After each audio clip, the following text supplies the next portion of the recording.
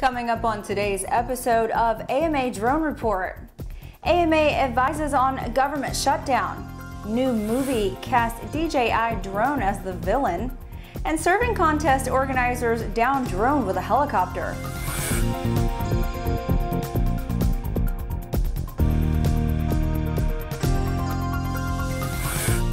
Welcome to Airborne's AMA Drone Report on Aero-TV, a weekly news program covering the recreational drone world in partnership with the Academy of Model Aeronautics, one of the oldest and most respected aviation organizations in the world, and with more than 200,000 members and 2,400 clubs across the country. I'm your host, Skylar Vanau. As you are aware, the federal government has been partially shut down until funding legislation is passed, and it doesn't look like there will be a resolution just yet, as congressional leaders from both parties have taken a firm stance on key issues. The AMA Government Affairs team has been working with the FAA to address provisions relating to our hobby, but correspondence has been reduced due to the furlough. AMA has received a lot of questions regarding the FAA registration requirements. On December 12th of 2017, Congress reinstated the FAA registration for all unmanned aircraft weighing just over a half a pound. If you registered before then, you have some time. The FAA extended their expiration date to December 12th of 2020. Any person who requested their name to be taken off the FAA registration database will no longer have an FAA registration number in the system. You will need to be processed as a new applicant. If you are uncertain if you have a valid FAA registration, you can access your account at faadronezone.faa.gov. You are strongly advised to avoid registering your model aircraft anywhere but the official FAA website. If you have any questions about your login, you can call the help desk at 877-396-4636. In the next Drone Minute, we take a look at the stories making the rounds of the small UAS and hobby drone community. The New York City Police Department intended to use its new drones to keep tabs on the crowds in Times Square during the annual New Year's Eve celebration, but the department canceled the mission, citing poor weather was the cause. NYPD Chief Terrence Monahan made the announcement on Twitter. The safety of all those celebrating New Year's Eve in Times Square is paramount. Due to the rain and wind tonight, our NYPD drones will not be in the air. More than 100 technical experts will speak at the Vertical Flight Society's 6th Annual Electric Vertical Takeoff and Landing Aircraft Symposium. Even though the mainstream media refers to this new class of small aircraft using electric and hybrid electric propulsion as flying cars, air taxis would be the more appropriate term for this aircraft. That is designed to provide urban air mobility services to the public in the near future. The event will be held in Mesa, Arizona at the end of the month.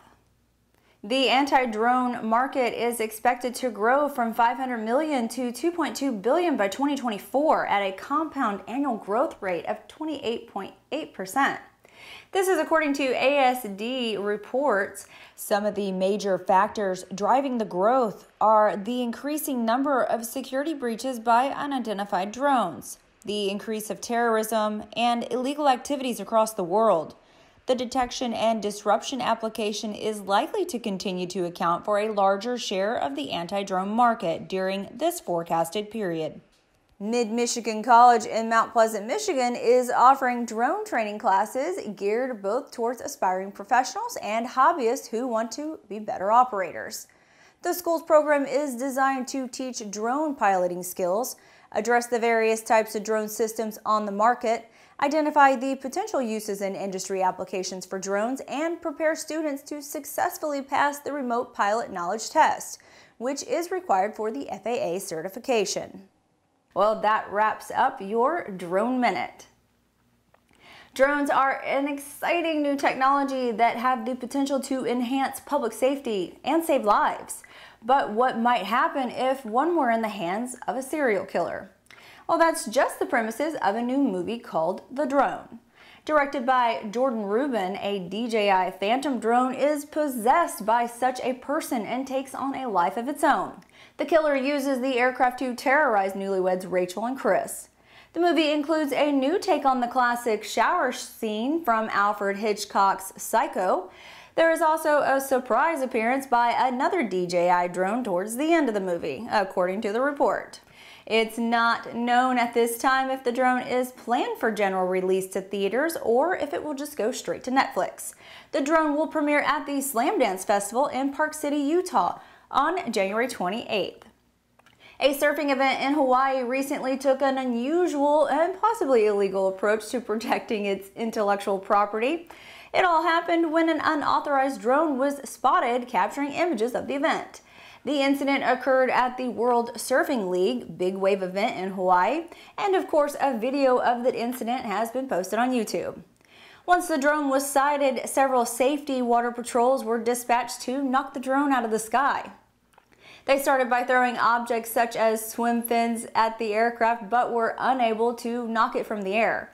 That's when they called in the choppers. The helo swooped in over the drone and the rotor wash knocked the offending DJI Maverick into the ocean. Well, that does it for today's program. I hope you enjoyed watching. If you have a story idea, send us an email at news-spy@aero-news.net. Airborne's AMA Drone Report is presented weekly in cooperation with the Academy of Model Aeronautics. And in addition to this program, our daily Airborne Unlimited episodes covering the entire aviation and aerospace world are streamed Monday through Friday. If you're watching us on YouTube, go ahead and subscribe and do check us out on social media. For real-time, 24/7 coverage of the latest aviation and aerospace stories, anytime, go to aero-news.net. And for the exciting hobby drone world at modelaircraft.org, we will see you next week.